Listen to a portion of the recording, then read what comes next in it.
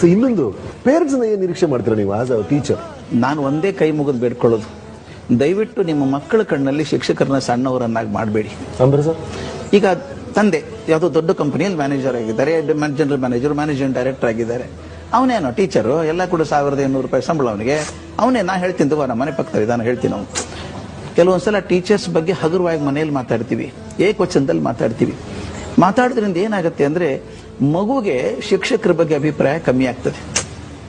ಒಂದು ಸಲ ಮಗುಗೆ ಶಿಕ್ಷಕರಲ್ಲಿ ನಂಬಿಕೆ ಹೋಗ್ಬಿಟ್ರೆ ಶಿಕ್ಷಕ ಕಲಿಸಿದ್ ಯಾವುದು ಮಕ್ಕಳಿಗೆ ಮುಟ್ಟಲ್ಲ, ಅದು ಬೇಕಿಲ್ಲ.